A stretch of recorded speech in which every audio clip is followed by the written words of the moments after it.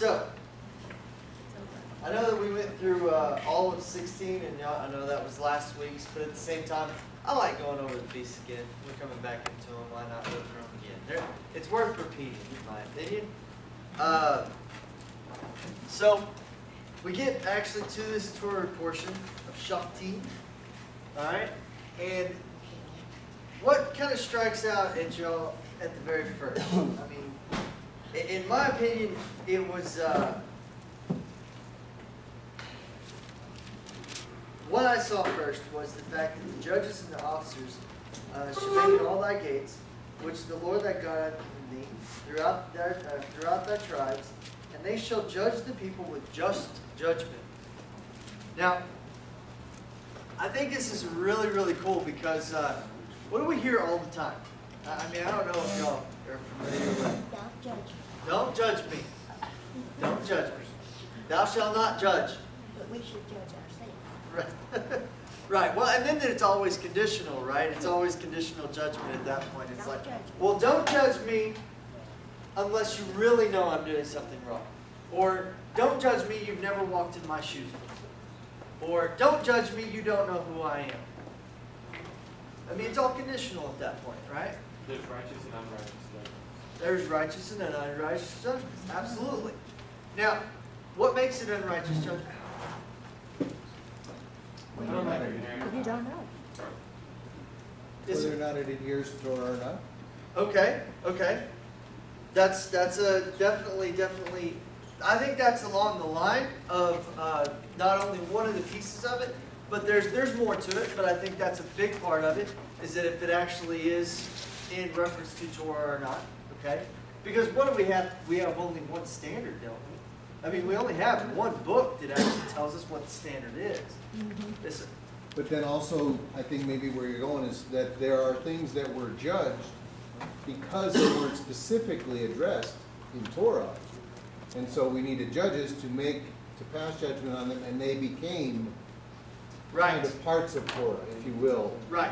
Okay. Now that brings us to the next part. The next part is that this just judgment that he's talking about.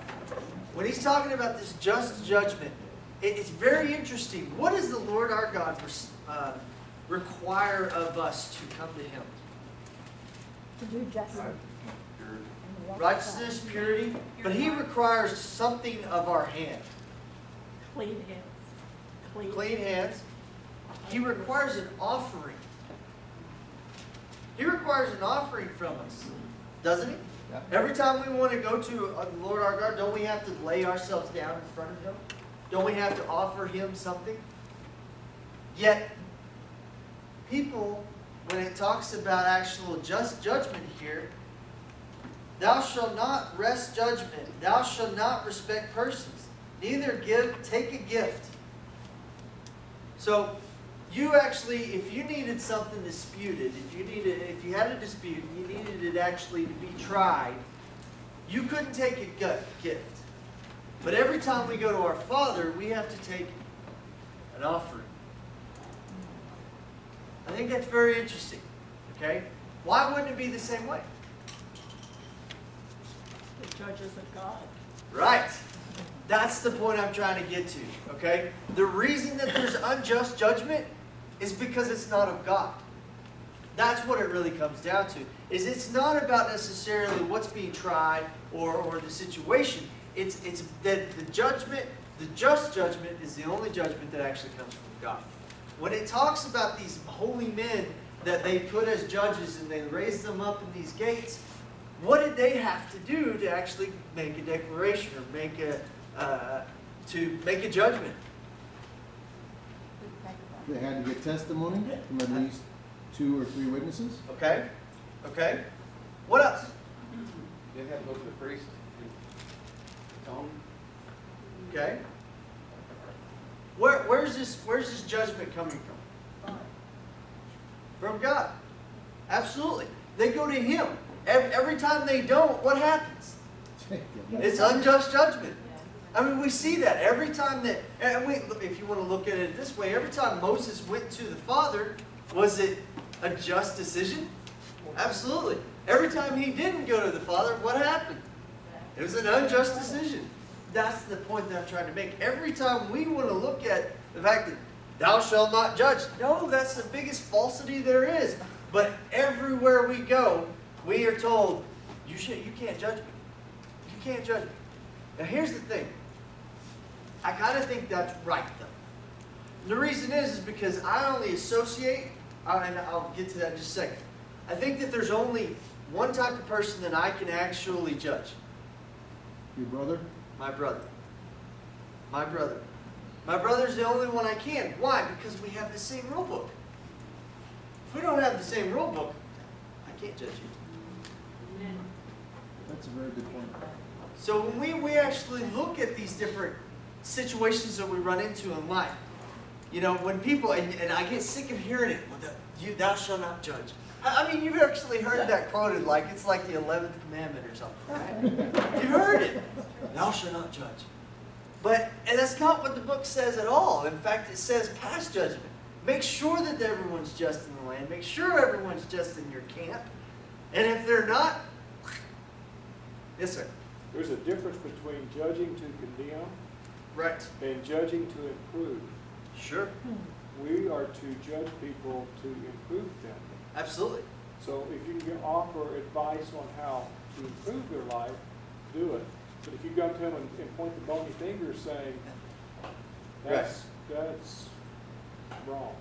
It is. Now, here's where that gets into a sticky mess.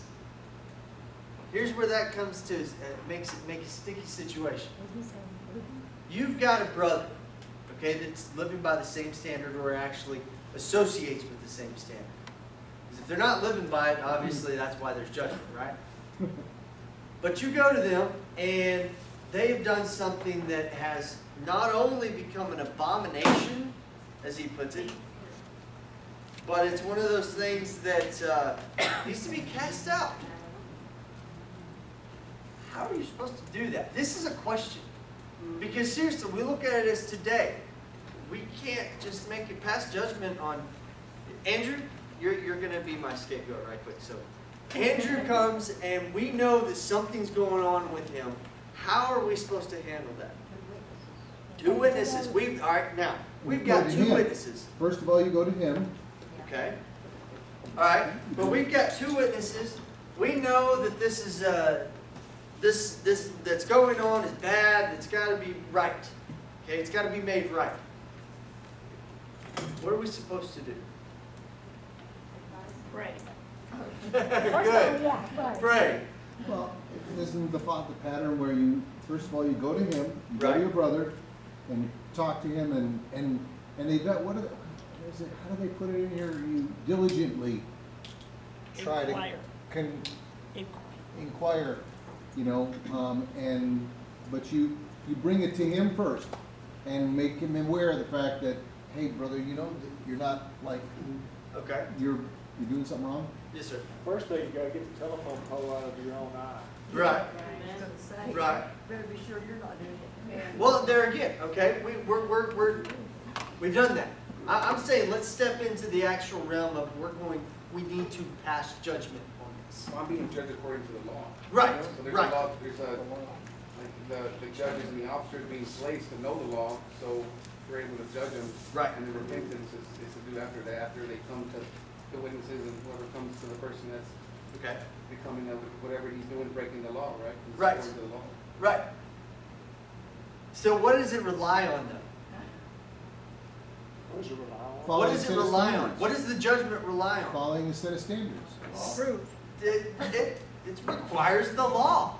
Right. It requires the law, and it requires counsel, upward counsel. It's the only way.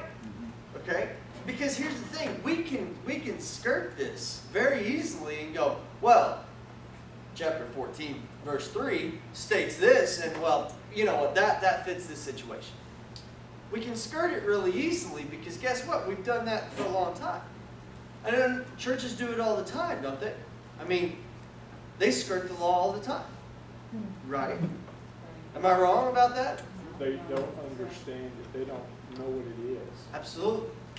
So They've when we have heard it's bad. right, so when we have a question though, because let's be frank about it. Are there some things in here that take a little bit more than one glance at to understand? A lot of it is, so many people do not want to be held accountable for actions. Right, They want to do what they want to do. right. Judgment's going to be passed though, right? But if you love your brother, you go to him. Right. It's because we're looking for restoration, right? Are we looking for condemnation? No, that's not what we're doing this for. And that's why, so once again, using you as a scapegoat, we come to Andrew, and it's not because we want him out. Gotcha. Right? Yeah. Gotcha now, zinger. Right, No, hang out in the it's fire. how can we lift you up in this situation? What does the Lord require of us? I think you said it when you said, how can we restore you? I think that's a great way, Right. restoration. One second. I Yes, think the most important thing when you come to somebody, talk to them with love and compassion and explain to them how it's important to get back in track in doing the will of God. You know, not to be judging the person, but to show them your love, that's to please God, you know? Okay. Now, yes, sir. I'm sorry. I was just going to continue on that. You know, you go to your brother first, and Right. then if he ignores your warning, and I mean, I mean my warning by your wanting him to come back into the faith, Right. you go to him with With the brother. a brother, and then if he chooses to ignore you, then you give him what he wants to be apart from you, to be Right. apart from the assembly. He has isolated himself out, so he is not a part of the group anymore. That's his choice. I think just kind of taking both with, one of the things I think is important, if we change our language, it'll help. And I think it goes back to, we use the word judge too often to mean condemn. And if we can recognize the fact that they're different words, judging is not condemning. Judging is actually just looking at a situation and calling it what it is. It has nothing to do with the penalty. Well, if you actually look at what a judge is, If you take what he's saying, judging is setting something in a categorization of Right. that, and whether it be, you are just comparing. You're not, now, what you want to do, if you want the least or you want the greatest, you be the judge. right? Absolutely. Okay. It takes me back to my 4-H days. Okay, when I was showing sheep or showing lambs or goats or whatever it was. I mean, rabbits at one point. I never showed any pigs. I didn't show any. My wife did. She got some belt buckles from that. Anyway, but the judges, okay, the judges were always one, they ranked things, okay? Now they had a set standard in their head of what that looked like. But that's not righteous judgment, right? But that's judging. Those are what judges do. They take whatever the situation is and they rank it according to whatever the standard is, right? And so that's why I thought it was very important that we look at this, because we're coming into this section, into this Torah portion, and we're being told that these officers and judges shall be placed in each city. Why? Why in every city? If you're not gonna behave here, why are we gonna take you to Dallas and you behave there? Right. It's because there's going to be a different set of people coming in all the time. I mean, think about it. When, in a city, tourism is a huge thing in Lubbock, Texas, right? We know that's why they charge the tax that they do. Okay? Dallas is the same way. When you look at, destination, everybody has their own set standards. But here's the thing for Israel, when they were setting things out, when the Lord was setting this out, He said, we're going to have one rule. We're going to have one set of judgments. And that was going to be for every single city throughout the land, right? Why? It's because there's going to be people that are boneheads. There's going to be people that are brothers that just decide to do something wrong. There's going to be those that are ignorantly doing something wrong. Yes, sir. if I don't have love and concern for people here, okay, then I have got extreme selfishness, Right. and that makes it a stubborn case. Right. Absolutely. Yes, sir. Which also proves the point that the first group they brought out of Egypt, he didn't bring them out because of their righteousness and how they were Absolutely. behaving. It was by grace the first time, it Sure. was by grace the second time. Absolutely. Absolutely. Okay, so let's move on a little bit. But I thought that was very I'm just saying it's strong. grace, Yes, sir. isn't it? Use Andrew as an example, and you come to him with two or more witnesses. You gotta first single out the situation where you bring another witness in. Proverbs 25, verse 9 and 10 says, "Debate your cause with your neighbor himself. Discover not a secret one to another. Lest you hear it and put you to shame, and your infamy turn not away." So, like, if you're going to come to Andrew with another person that wasn't totally sure about the scenario or whatever was going on, if you were wrong, you'd be put to shame. Oh yeah. Well, and we get to that later when there's a false witness. Yeah. Okay, we get to that actually later. Because why? Because here's the thing: is the judge usually the person that is the one that has the issue? No. No, they need not to be usually. Why? Impartial. They've got to be impartial. They cannot be a respecter of persons. That's the way it has to be, because we know that there are different relationship levels even in in our room right here. Don't we? I mean, Jim and I washed our underwear together the other day. Guess what? We're pretty much on the same page. I had to use his washing machine, and he's like, "Hey, let me throw some stuff in." We're on the same page with a lot of things. You know what? I haven't done that with a lot of you guys. So we don't have that kind of relationship, right? So if something is going on with him, do I need to be the judge in that situation? Probably not. And it's not because I'm just going to favor him, but it's because of all the things that I know of him. Does that make sense? That's No. why a lot of these judges were impartial. And I think in good judgment, let's say if Jim is assigned as judge, if you will, in a particular situation, it behooves Jim to maybe go consult you, knowing that Oh, you sure. knows a lot about my situation that maybe he wouldn't. I mean, so you have a role, but Sure. it may not be But as not, the I'm not the judge. Right. Yeah. Right. No, so that's just the point I wanted to That's make. the diligence that we're talking about, being diligent. Want to be with someone that knows that cares and loves. Oh, you, absolutely. Versus somebody that just, it's up there and I'm not going to listen to. No, for no, my no. Stubbornness or my blindness or whatever it is. Well, you're right, but usually that's the witness, because they're the one that has the issue and they know you. That's usually what's going on. Now, let's move on, because I mean, there's a lot to cover in this one. This one kind of goes up and down the mountain trail. You know, it really does. But I thought it was very interesting. Verse 21 of 16. Thou shalt not plant a tree grove.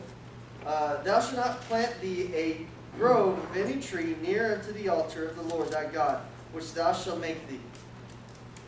Neither shalt thou set up any images which the Lord thy God hateth. Does God hate trees?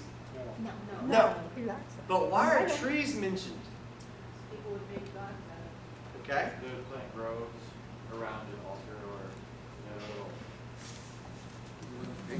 yeah. Loves Like fruit the way bearing. the nations. Fruit bearing Okay. trees. Let's go Jim, and then we'll go Jim. Trees hide, they thought, God's view of what they were doing underneath the trees. Hmm, Okay. Trees survive. that's interesting. Very true. And Well, the- and what sits up in the trees? Birds. The fowl of the air.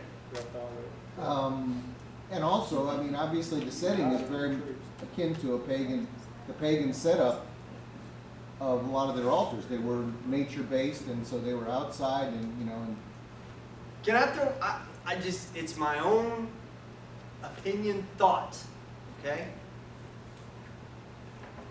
You have a grove of trees, okay? And I'm just gonna use those as the trees. And I'm just gonna say this is the altar, okay? But you have a grove of trees.